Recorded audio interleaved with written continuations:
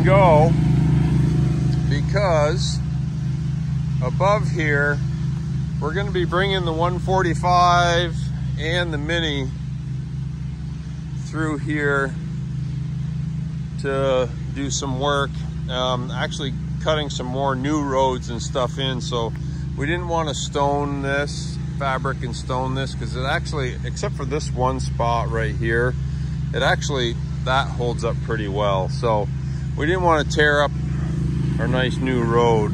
So we brought the fabric up to the intersection here.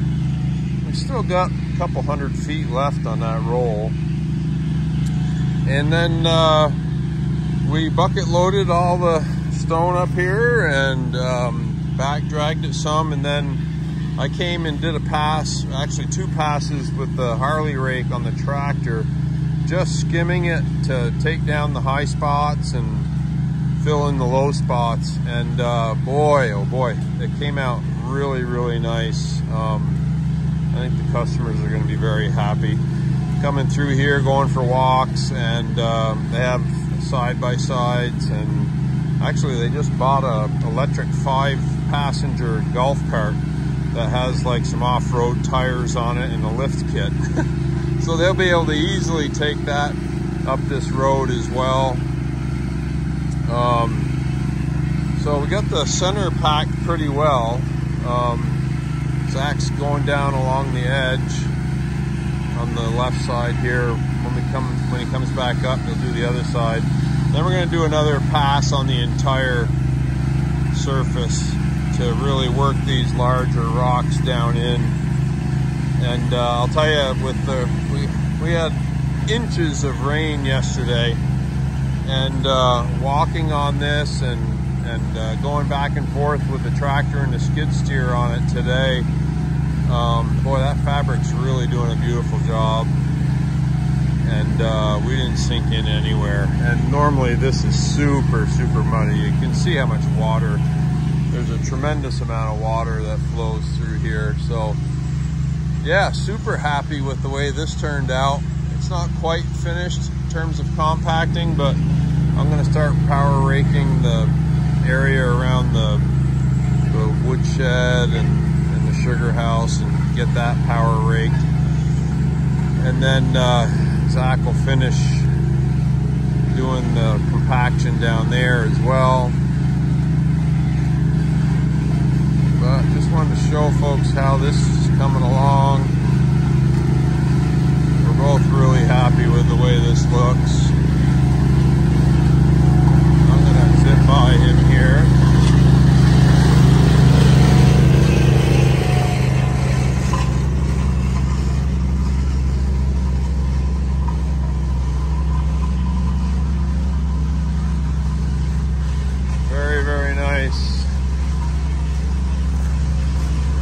So the next step, originally the customers wanted us to cover this all with the wood chips.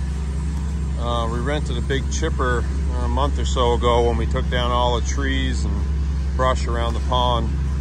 And we got a huge pile of chips over there, and they wanted to make the road look more natural.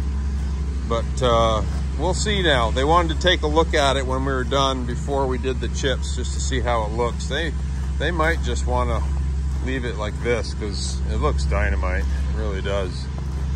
So now I'm gonna rake around down here, smooth this all in, blend it in, and then Zach will be able to compact it. There's the Coyote with it's a work saver, 72-inch power rake. It does have a hydraulic angle, which is really nice. The way the teeth are on this, they're in a spiral pattern, which was one of the reasons why I bought this. Not all of them have that spiral pattern. They have straight lines. And what can happen is you don't always have the same number of teeth in the material when you have those straight lines. You'll have like, it'll bite and then nothing, and then bite and then nothing. And it tends to make the rake bounce, especially if you're in like heavier soils or dense packed soils. where these being in a spiral like this, you always have the exact same number of teeth in the soil all the time, so it doesn't give you any of that bounce. And another thing that's really cool is, since it's spiraled, the way it rotates, it tends to move the material from one side to the other. So if you want a windrow material, you can angle this, and then with the spiral shape moving the material in that same direction, it really does a nice job windrowing material.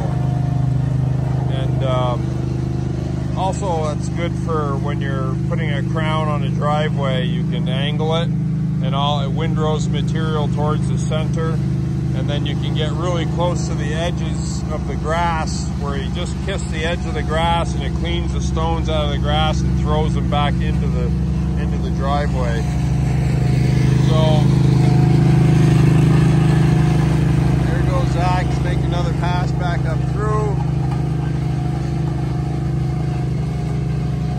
Looking good. The leftover material,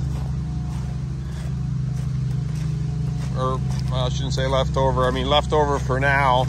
We've got some stockpiled here. We also have 2.5 more triaxle loads up in the upper staging area, which we'll be spreading that from the top down instead of from the bottom up like this. So let me hop in the tractor, and we'll get this raked out, and then he can compact this as well.